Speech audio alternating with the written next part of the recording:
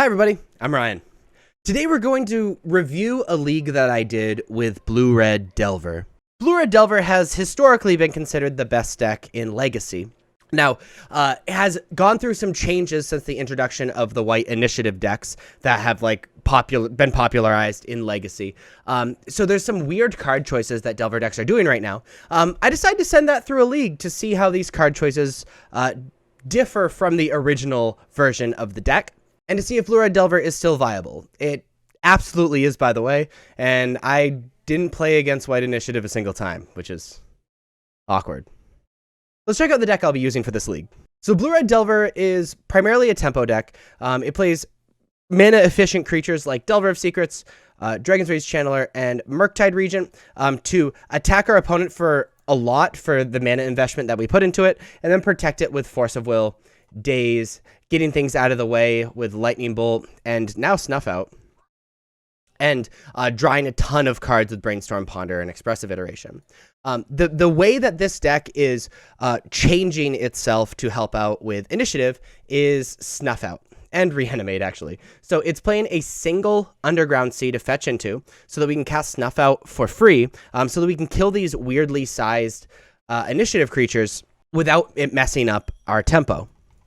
In addition, we're playing a 1 of Reanimate. It's pretty good since Reanimator strategies are getting more popular because it's actually pretty okay against the white initiative decks. So being able to reanimate your opponent's stuff in the graveyard is really good. But also against the white initiative decks, being able to Snuff Out or Lightning Bolt something on your turn 1 or 2 and then reanimate their initiative creature, and it's I'm the initiative deck now, is really powerful as well. So that's the deck we'll be playing. Let's jump into the first game. The plan is I'm going to be watching a replay and going to be coaching through these games. So this is the opening hand in game 1. I actually thought on this hand for a really long time because being able to draw into things with Expressive Iteration and then stopping combos with Force of Will is really, really good. Man, it was such a tough call. I did decide to put it back, and I'll get into an arguably much better hand, keeping the one land, 2 Delver of Secrets, a Mishra's Bauble, Ponder, Force of Will, Murktide. So now we still have the Force of Will to stop combos, Delver of Secrets to apply aggression, and Ponder to continue doing this stuff. I decided to put back Murktide Regent because Murktide Regent is the thing I can't cast in this hand. It might be a little bit a ways away from casting. I'd rather just cast both Delvers, flip them both with Ponder, and move on with my life. So they go Volcanic Island, Dragon's Rage Channeler. I immediately think it's the mirror match, but then they play Urza's Bauble. There's a tempo-y artifact focus deck that has been floating around that is sort of like Delver, but is on the back of Dragon's Rage Channeler and Emery and stuff to draw a bunch of cards off of the Urza's Bauble and Mishra's Bauble. So that's probably what we're playing against. Drew a card off of Mishra's Bauble, hit the Reanimate. It's pretty bad in these tempo mirrors, so that's really unfortunate. I also don't have the land to do so. I do decide to Force of Will the Dragon's Rage Channeler because I'm worried about them out aggroing me. And really, this Ponder wasn't doing much other than aiding and flipping the Delver, and I kind of wanted to trust the heart of the cards in this sense. I do get Cabal Therapied. I decide to just let them see my hand because they're going to take either Force of Will or Delver of Secrets, and if I Force of Willed it would get rid of both, so I might as well keep one of them. They get Delver of Secrets out of the hand, but they do see Force of Will in our hand. Delver doesn't flip again, but we draw Delver after they Cabal Therapy my Delver of Secrets. So that's great, and we just pass the turn. Though both cards in our hand we can't cast, unfortunately. We really want to flip these Delvers, preferably with a Lightning Bolt or a Ponder effect. We reveal Force of Will. Unfortunately, Sculling Tarn is what we hit, but means we can reanimate. I decided to reanimate the opponent's Dragon Rage Channeler, which means we get a 3/3, which means they can't attack anymore with theirs. And on the following turn, of course, we continue not to flip our Delvers, but we can start beating in with the Delvers now that we have the Dragon's Rage Channeler, because even if they block, we don't really care because they have 0 cards in their hand. And it allows us to cast the Murktide Regent, apply a ton of pressure. If their Spellbomb's pretty good, they are able to flashback the Echo of Aeons to refill their hand, and it refills our hand. So this is a little sketchy because they have access to a lot of mana, and we have a lot of creatures, but they may be able to answer these things, especially without the flip Delvers. It's hard to apply a ton of pressure, and we didn't hit Force of Will off of the redraw. We only hit Daze, so that's really, really unfortunate. They're just gonna play out their hand, try to make Dragon's Rage Channeler a big boy, preferably for them before they have to go to attackers because of Murktide Regent. They do hit their Emery. They get to continue to mill.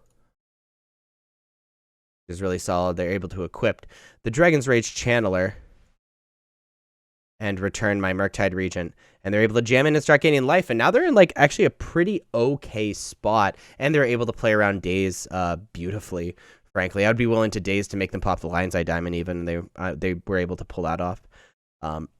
At this point, we are finally able to flip Delver of Secrets off of possibly the best card in our deck, which is Snuff Out. And we're able to jam in.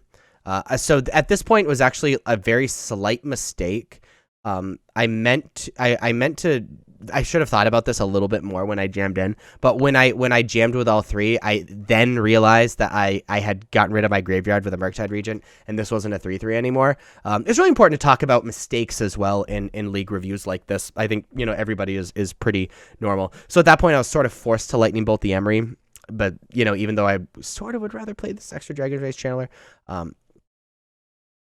and then we were just going to snuff out the other guy.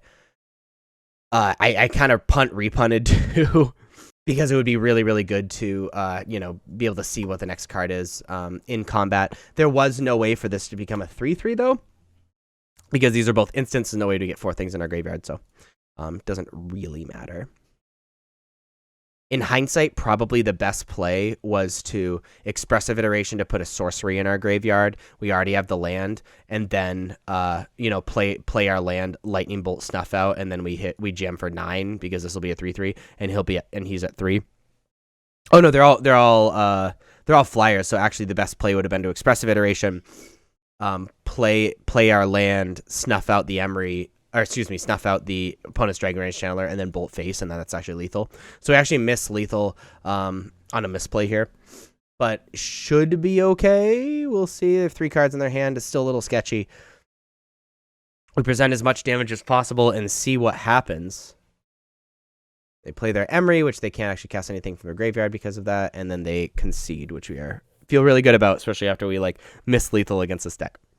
The way I sideboarded is I decided to bring in both Meltdowns and take out and the Surgical Extraction and take out the Reanimate because it was just horrible, and the Mishra's Baubles. So this is how I sideboarded in the matchup. Going into game 2, this is one of those weird opening hands that it does a lot of stuff and answers a lot of what our opponent does.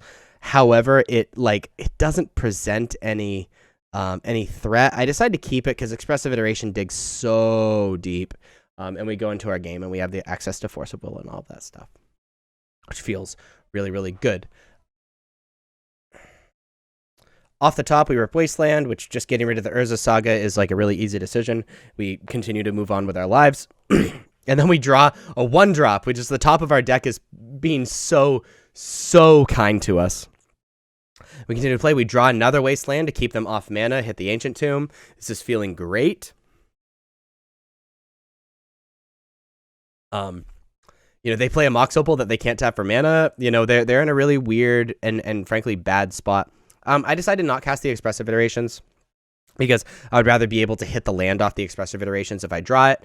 I decide to keep Brainstorm on top. Expressive Iteration, we don't actually hit the land, so we feel kind of bad about that. However, we can play another land and be able to cast one of these things off of Expressive Iteration, so it is sort of like a draw 2 pieces of action. And we're presenting, we have Force of Will access, we have double Snuff Out. We're in amazing shape at the moment. And right now, I am trying to get my homies to be 3/3s as much as possible. In hindsight, it's possible I should have shipped this Murktide Regent because I saw it off Dragon's Rage Channeler. But just presenting more threats seemed really good against the deck that Aether, the Aether Spellbomb is really their only interaction with me. But we're dealing a lot less damage than we otherwise would at this moment. It's very possible I should have brainstormed, even though it was for almost no value, brainstorm before combat to try to turn these guys into 3/3s. I'm not 100% sure though, because saving the brainstorm for the value storm is pretty powerful as well. They have to discard to hand size, however they get access to Echo of Aeons. We're able to Expressive again, and this time, again we are still seeking the ability to make these guys into 3/3s, which is why I Lightning Bolt face before combat. We ship both things in the graveyard. They're still not 3/3s, so now I'm really, really regretting not brainstorming last turn and whatnot. But we present a ridiculous amount of damage and see what they can do. They pop their Chalice of the Void and discard two madness effects. They decide not to cast either of those, but do decide to cast Echo of Aeons, to which I then click on my Force of Will, which brings down your life because it's a part of the cost, and they concede to seeing my life go down by 1 even before I casted it. And so we are 1-0 in the league. Going into round 2, this hand is, again, kind of weird. It doesn't present a threat and doesn't really dig, so I decided to mulligan it, even though it's full of really good cards. This is fine. I decided to ship back the Murktide, or excuse me, decided to ship back a land, which is fine. I mean, it's possible I should have shipped back the Murktide Regent, but getting rid of a land is kind of important. Having as much action and threats as possible is really valuable. We hit the Mishra's Bubble, see Ancient Tomb again. You know, that this playing against Ancient Tomb decks is kind of like the new best card in Standard, frankly. Or best card in Legacy, frankly. He plays a bunch of stuff, turn 1, plays the Painter's Servant, and we are immediately in trouble. However, we're able to keep them off mana-ish with the Wasteland, but we're unable to attack off of that. They're just digging a bunch of cards. We're in a lot of trouble. We still can't answer the Painter's Servant, but we do hit Force of Will, so we can stop them from comboing us, and we start beating in, which feels really good. Having access to this Force of Will. I popped the Scalding Tarn in response to Pithing Needle, so they can't Pithing Needle anything super relevant, and they decide to say Wasteland. We're able to Force of Will the Emery. However, it gets Metallic Rebuked, which is a beating, because this is a way that they can get Grindstone onto the battlefield pretty easily. And now we are frantically digging for a way to answer Painter's Servant or counter the Grindstone. We do not hit, which frankly just means we're dead. I decided to brainstorm to see if we can hit Snuff Out. We do not. We are able to Force of Will the Grindstone when they're able to cast it, though, so it lets us survive 1 turn to try to hit our a removal spell for this Painter's Servant or really anything. And frankly, we're just dead. Like it's over. If we answer the Painter's Servant, he just keeps recasting with Emery. I just decided to concede game 1. I sideboarded the same way as I did the last match, bringing in the Meltdowns and whatnot. This 7 cards, like it's okay. I decided to keep it because having access to Meltdown is amazing. We have the days. We're able to brainstorm these cards away. So it's pretty fine. An expressive iteration to dig even deeper. They're able to cast this Emery on turn 1. They hit their Grindstone, which feels super duper bad. However, I decided to brainstorm for some value, grab this mountain and try to Meltdown for 0 to get rid of their land and the Lotus Petal, which gets eaten up by a Force of Will. It's possible I should have dazed there to just make them sacrifice Lotus Petal. I decided not to, which is totally okay. In hindsight, it would have been really good, though, unfortunately. However, we have access to a tempo creature now. We really, really want access to a removal spell. This allows us to dig a little bit deeper. We're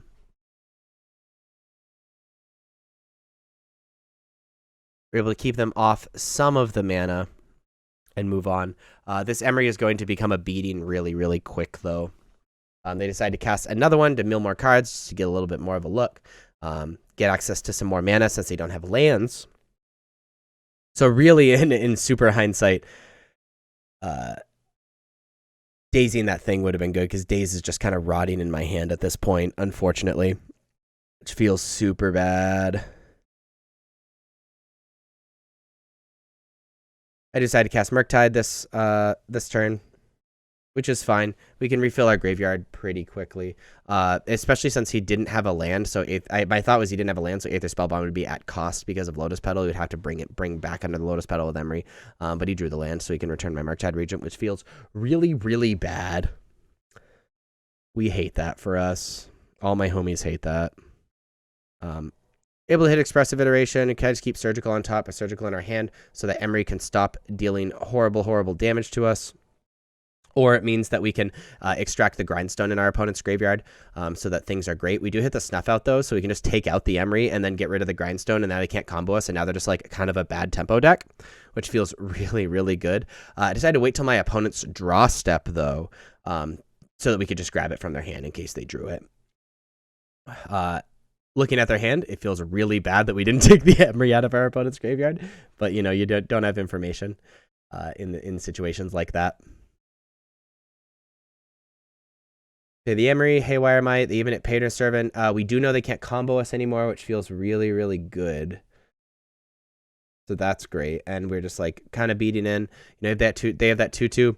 Now we can kind of just play Dragon's Rage Channeler, get a big ol' Murktide region if we wanted to, or we can just ponder into stuff.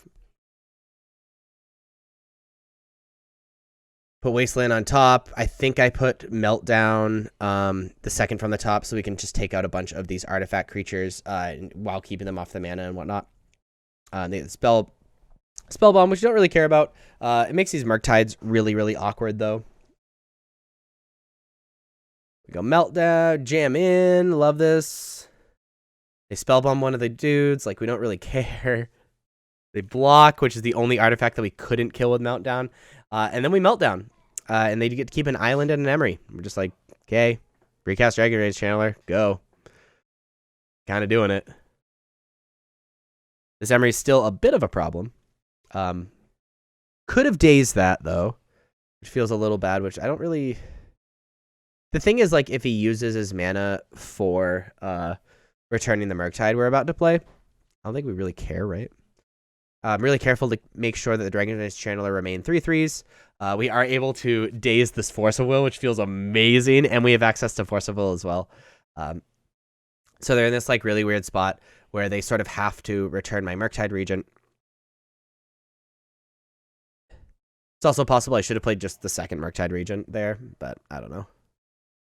Wanted to keep the Dragon Rage Channeler as 3/3s. It's possible I should have just played a 3/3 Murktide Regent, frankly. For some reason, it feels like Murktide Regent is a legendary creature to me. And we draw the Snuff Out, and this just really closes out the game. He has 0 cards in hand. Emery is the only way he's getting value. The game is just over, going to game 3. So here we have Delver of Secrets. We have the Meltdown, which is our best sideboard card. We have a Daze to tempo him out. We have the Snuff Out. This is basically all we asked for. If one of these lands was any actions cards, this would be like a perfect hand. Play the Emery. They mill the Grindstone, which feels really bad, and frankly, Thought Monitor is really sketchy. Decide to just grab our Underground Sea, play our Delver, snuff out the homie. This gets Force of Willed, which I decide to daze, which is a little interesting. It's possible I should have just played the second Snuff Out and then had access to daze in the second turn. I'm not sure, though. Because there's a chance the Snuff Out rots in my hand and probably a bad chance the daze rots in my hand. I'm not sure. It's tough. However, this is going to be, or the turn after this is going to be a really sweet turn. I could Meltdown and just take out the Lotus Petal and the land. That is definitely an option. Instead, I decided to just cast the Dragon Rage Channeler, and then we just get to take out everything the turn after, which is super hot, especially in face of this Grindstone. As long as they don't have access to another Force of Will. Meltdown for 1.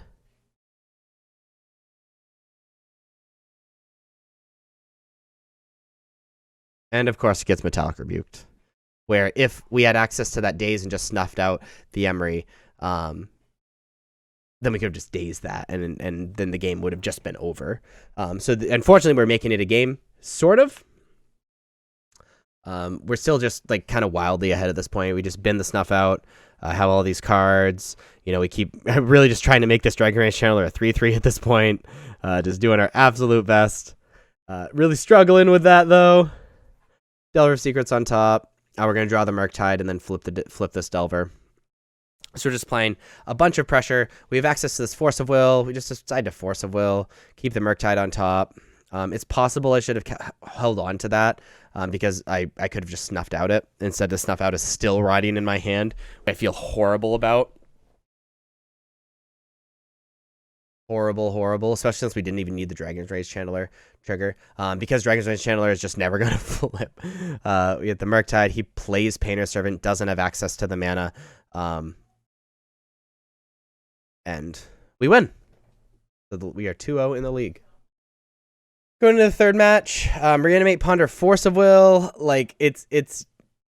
I decide to keep it. I mean, this is maybe my super questionable keep. My thought is Wasteland to deal with their lands and kind of tempo them out. We have access to Force of Will, Ponder to dig into other stuff, and then Reanimate's really dope in a lot of cases. We have Taiga, Sylvan Safekeeper. I decided to let it resolve. We don't have access to removal in our hand anyway. We just get rid of that land, start tempoing them out. Everything's great. Should be okay, at least. I mean, at this point, I'm kind of regretting the keep. Hitting the Brainstorm feels really good, though. Decided to keep that stuff on the top of my deck because we're going to be fetching really soon anyway. And having access to the removal feels really good. Get rid of these creatures, which frankly we just need to.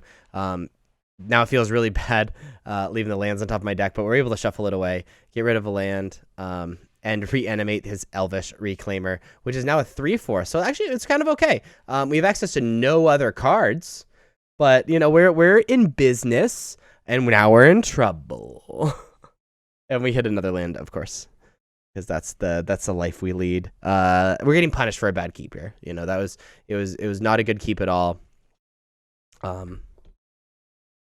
And we are getting punished. He's gonna grab his combo. Give him my Cradle. The issue is it is only a matter of time before the combo is discovered and done. Snuffs out, but then he just grabs the Thespian Stage, and then it's just over because I do not have a main deck answer to it. If you had decide in Blood Moon, and I believe I decided in these Force of Negations, and again took out Reanimate and the Mishra's Baubles. This is really similar to one of our keeps. I think it was in the first round. Just like double Delver, a Ponder, access to Mishra's Bauble. One land, like this, we keep this hand all day long. We get tempo, we get draw power to draw into our other stuff. We see Elvish Reclaimer off Mishra's Bauble, like, you know, it is what it is. He ramps with Green Sun Zenith by grabbing Dryad Armor. We flip immediately, which feels great. Shuffle off Ponder, and hit a land, unfortunately, and they play a bunch of nasty cards. But we're in sort of a situation where we're just applying a ridiculous amount of pressure. We have access to Wasteland, keep him off land, and just be jamming in. Have access to Force of Negation, and we are playing magic. He chooses not to keep cards of Sylvan Library because he's in trouble. And I just decide to protect my Insectile Aberrations. He's dead in 2 turns. Can he kill me in 2 turns? Like, let's do this thing. Especially since I have access to this Lightning Bolt. Now he can answer my creature. He needs to answer both creatures next turn because I can kill him with 1 creature in Lightning Bolt, which just feels great. Grabs Dark Depths, which means he is starting to get access to the combo. And actually has the combo with Thespian Stage, but that's totally okay for us because we can just jam in. He makes Merit Liege, blocks one of them, a Lightning Bolt face. Classic Delver tempo.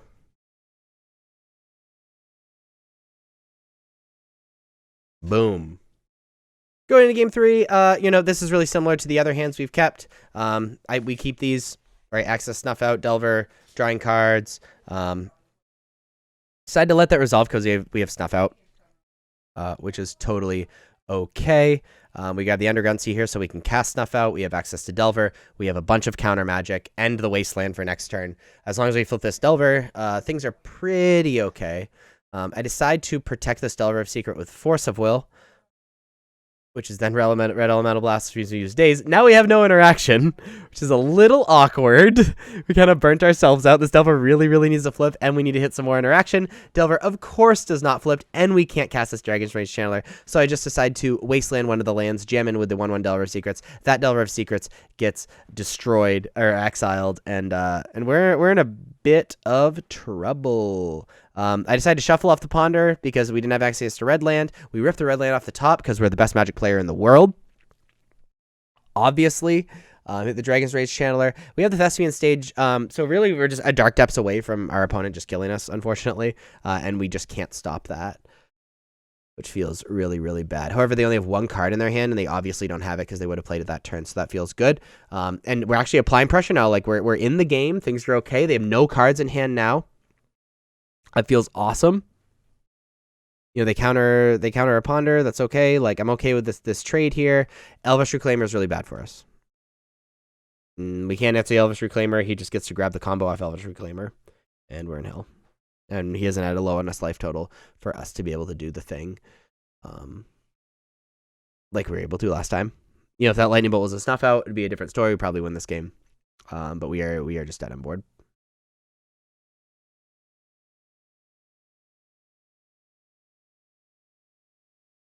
Especially after that Wasteland. If we like ripped another Lightning Bolt off top, like there's an argument, but there's just no way.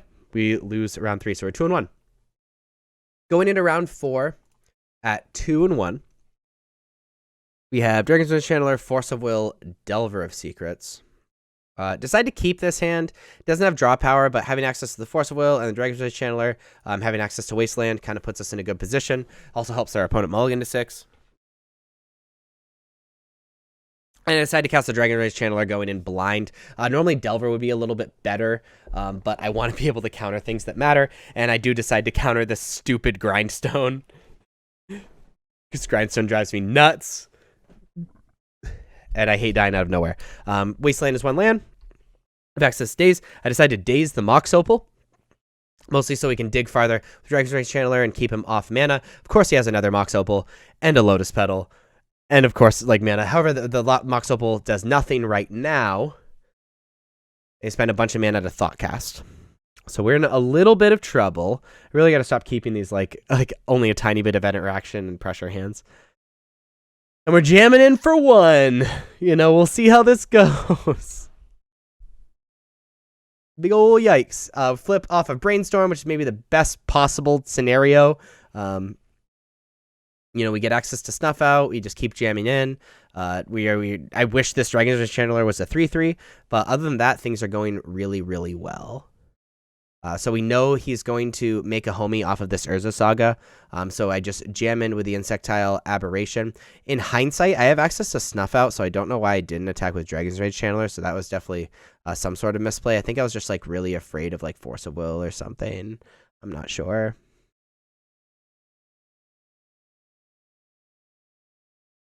And this gets Metallic Rebuked, of course. Of course. They make another construct, but we're sitting kind of pretty. Like, this is okay. You know, he equips. He has 1 card in hand. He's unable to get the lifelink stuff because we just snuff it out, which is great. You know, we leave this other Snuff Out on top to get rid of the other threat. After we jam him with this Insectile Aberration, he has access to a lot less mana because Ancient Tomb is no longer a thing, which is amazing. This Dragon's Rage Channeler turns into a 3/3. He's forced to Aether Spellbomb one of these homies. Probably should have waited a second main to that, just not to give up information because we're replaying whatever he bounces anyway. Actually, probably not. We probably just play this Dragon's Rage Channeler. We snuff out the guy, and now he needs to answer 2 creatures, and he can't. And I win game 1. I'm not going to show the sideboarding because I sideboarded the same way that I did against the other Painter decks, just like into Meltdowns and out the Mishra's Bauble and the Reanimate. This hand's fine. You know, Wasteland is really good against Urza Saga. We're able to cast both of our threats. We can't play Snuff Out, but I think that's okay. We're just one land away from it being like actually very good.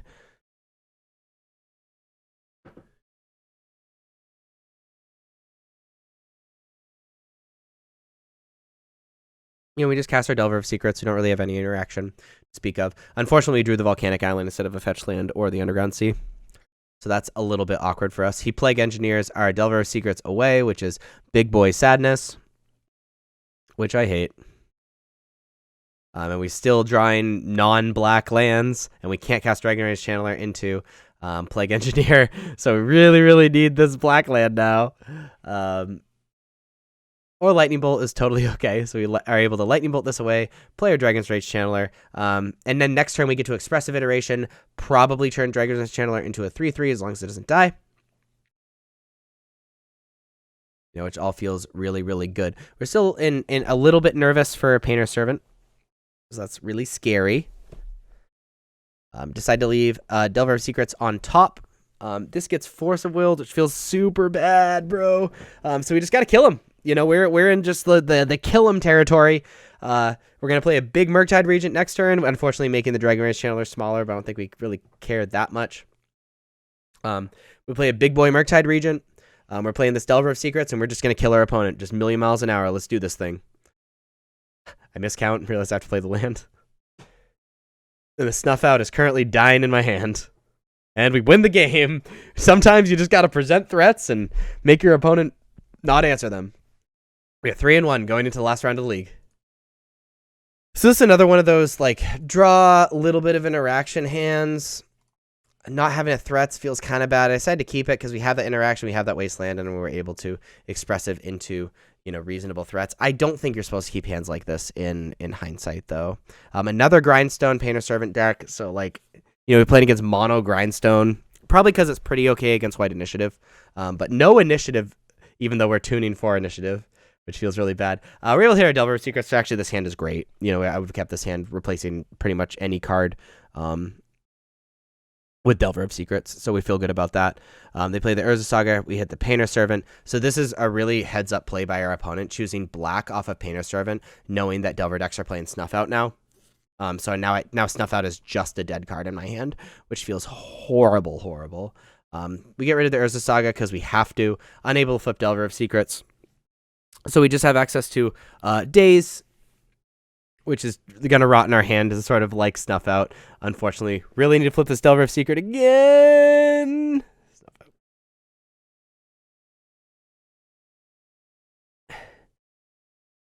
So really, he's just playing around Lightning Bolt. We can't really do anything about it. He grindstones us, and we lose. I'm not going to show sideboard, and I sideboard the exact same way as I did against all the other painter decks we've played against and artifact decks. Decided to keep this hand. This hand's great. You know, we have access to Force of Will, we have access to Snuff Out. Even though like they're playing really heads up, maybe I should have sideboarded out the Snuff Outs just to level them up. But I don't have access to that much other mana or different types of land, so saying black off of it is great. You know, so we play our threat. They play the Urza's Saga, which is probably okay. Play Emery. We counterspell that Emery, or maybe making the same mistake as we did before, but then they Force of Will, so it actually works out perfect for us because it means we can Snuff Out with Force of Will already being out of their hand. Yeah, so it ended up working out really well because even though I probably should have saved the Force of Will, and actually it really doesn't matter because we could have just like Snuff Out and then they force the Snuff Out and then we just force back, so really it doesn't matter what order we did that in. In hindsight, the proper order is probably like let it resolve and then Snuff it out, and then if we do need to do the counter battle, then we do it then, and if they choose not to have the counter battle, then that's cool as well. But either way, it works out for us. Both ways ended up being the same, but having access to Force of Will being the last, answer is probably a little bit better. It's cool as we get to Wasteland this Urza Saga if we want to, which feels really, really good.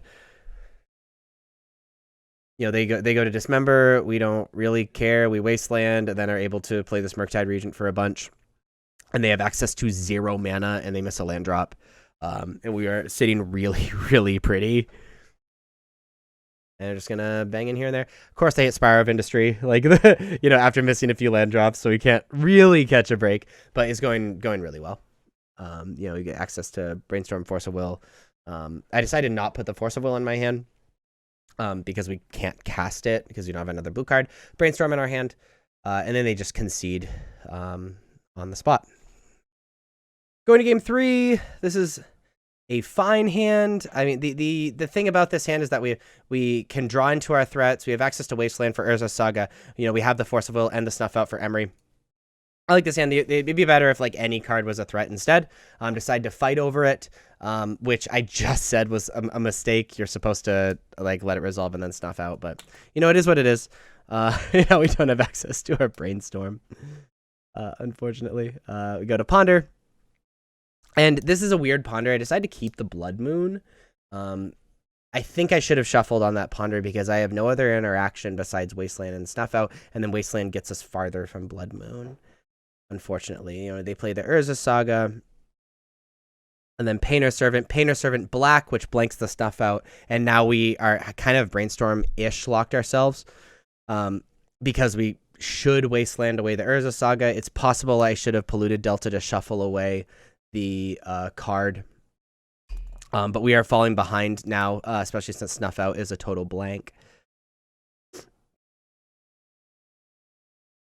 Unfortunately, they also hit Grindstone off of Emery, and we can't answer their stuff. We get to play this Murktide Regent, which is a fine threat, and then we can Blood Moon next turn, but the Blood Moon might not matter because he's able to cast Grindstone from the graveyard, and then, you know, we're okay, but now we're 1 mana away from just dying because we still can't Snuff Out because Painter Servant is making everything black, which means Snuff Out can't hit it.